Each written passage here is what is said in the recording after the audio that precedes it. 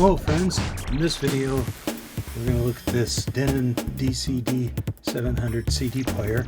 I got this at a thrift store for $12, and it also came with a remote control and even the operating instructions, so that's a pretty good deal all the way around. This is vintage from 1986, and it was probably a pretty high-end player in its day. Denon is a premium brand, and this probably went for, guessing, in the $300 range or something. Today it's worth maybe $100 or $200. I've already done a basic test on this in a prior short video, so look for that. I'll try to link that in the description. But basically this nominally works, and in this video we're going to go through it in more detail, look at the different features that it has, and pop the lid and kind of see what's inside. So we'll turn it on, open the tray. It's kind of slow to open. Oop, and then it closed again. Maybe this button is bouncy. Okay, put in my CD of YouTube safe music. This starts with some test tones, so we'll be hearing those. Next track.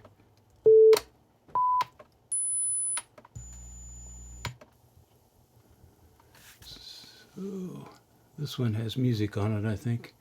Track 7. Oh no, that's another test tone that's ultrasonic. Okay, here's I believe this is Dance Macabre. So you can see that sounds just fine. Even though it's YouTube safe, we'll pause it there so we can talk better.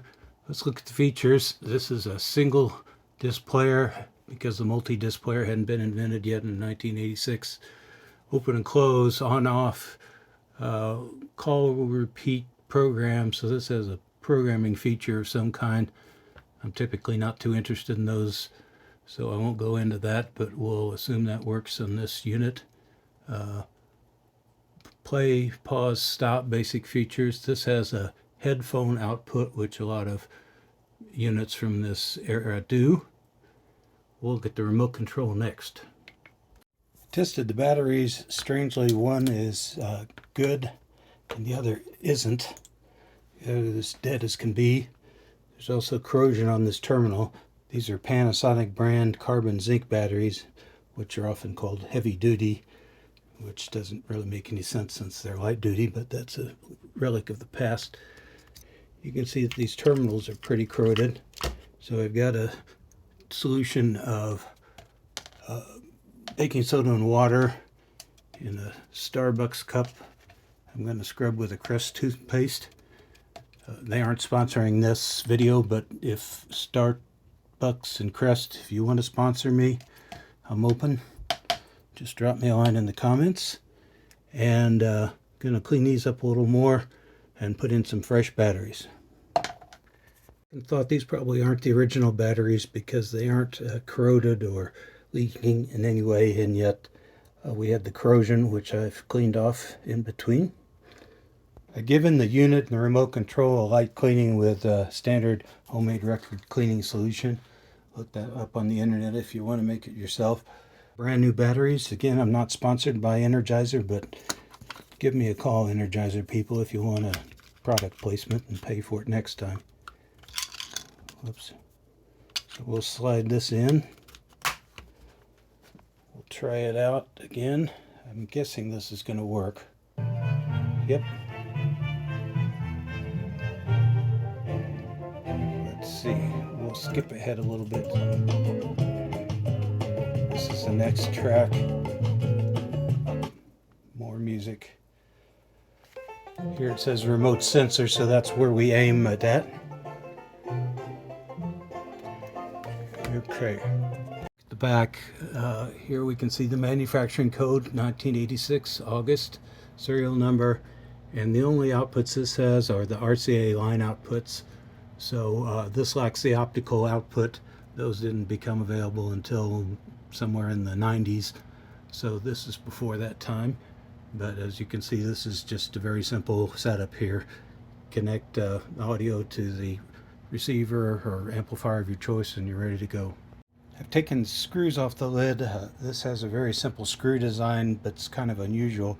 It has 4 screws with a washer in each one that sit on the top. Generally with audio units like this, you have screws on the side and smaller screws on the back. So let's see if we can just lift the top off here. Okay, so this is a pretty heavy top. Just a piece of fairly thick sheet metal as audio units go, and we've got this little gasket on the front edge, so we'll set that aside. So let's take a look at what we've got inside. We'll give a real quick tour of that. We've got the player mechanism, power supply, transformer. This is a basic dual voltage linear supply. It looks like -5 and +5. Here we've got audio components, including filters and op amps, kind of fairly standard for this era. The DAC chip is PCM54HP, which some CD aficionados treasure that. We've got this strange stand-up board that's labeled Denon that has a surface mount IC on it. Not quite sure what that is. I'm guessing this is a microcontroller for the front panel, and the front panel is kind of purely lights and switches with no control logic in them because it's over here. That's kind of a guess. This is an unusual feature. These are these very thick foam pads, in particular this one, that give you more rigidity from the top, which allows you to stack equipment. So I would regard that as sort of a quality feature. Now another thing to take note of here, these filters, each one has 3 tuners on it.